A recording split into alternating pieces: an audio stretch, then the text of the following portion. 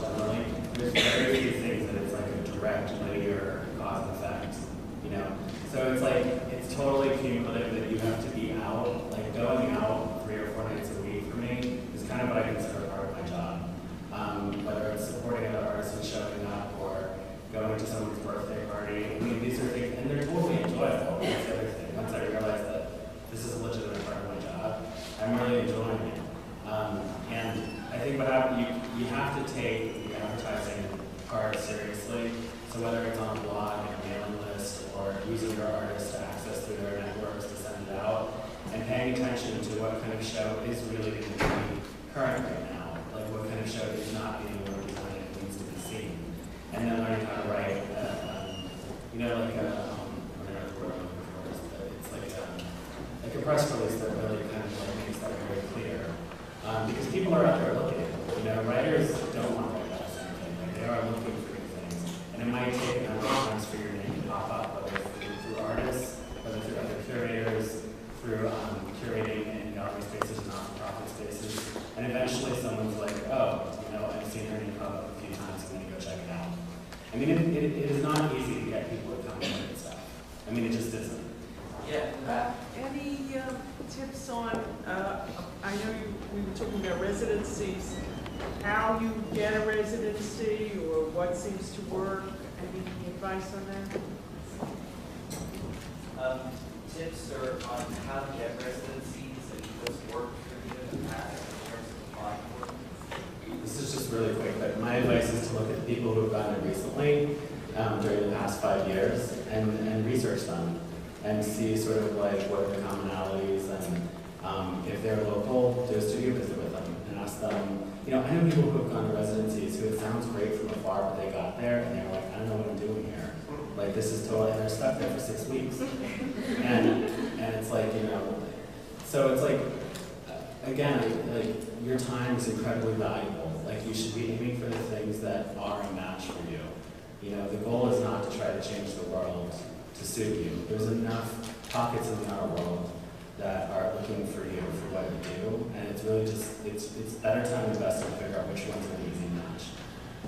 I actually would say, I have been sort of the opposite. I've just sort of applied, when the time is right in my life, I've just sort of applied for things, not really knowing all that much about them.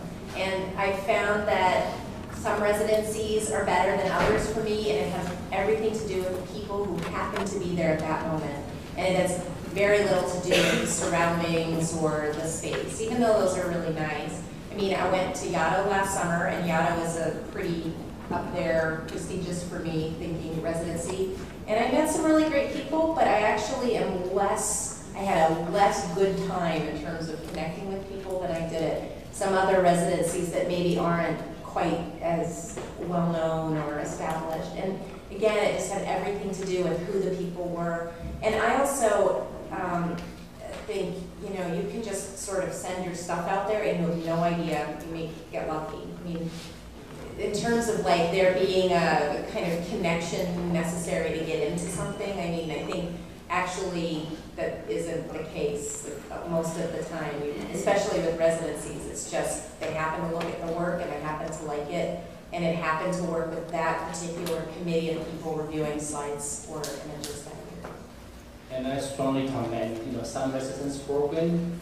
You can check their website sometime. They teach. They have, you know, they have time, specific time to invite people to go to see their residence, to see their place. Then they have a program teach you how to apply for. And they have several artists there already in the program. They're gonna teach you, they show you the image, how they apply. Then you from there. And easy to get. Actually, I got in several, it's lucky. I only can say lucky. Question next there.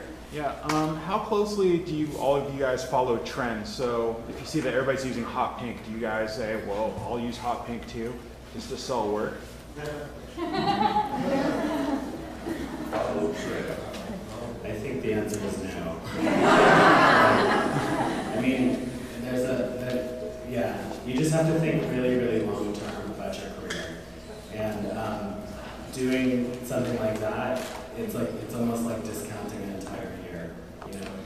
you might sell a piece of work, you might even get a show out of it, you might get a review out of it. But especially with young artists, you're going to develop, and you want your work to have a trajectory over the course of the future of your career. So seriously think very long term about your work. Yeah, I think that it's more important to make trends rather than kind of follow them. And for whatever that is for an individual person, I think that for me, like looking at work, it's much more important to see somebody that's invested and that has something to say, and doesn't necessarily feel that they're going to kind of copy an already existing model. That gets boring pretty quick. I don't think there's any serious curator who is going to do something based on an artist's thought or something. Any intelligent, smart curator. The last thing is, the people who really want to support your career are people who look at art all the time, who are seriously invested in it. They're the ones who are going to be there for the long haul. And so basically, they have a very educated eye. So I think the minute they look at your work and they're just like, oh, like you don't feel anything from your work, you're just going to attract a different type of curator. Yeah. So.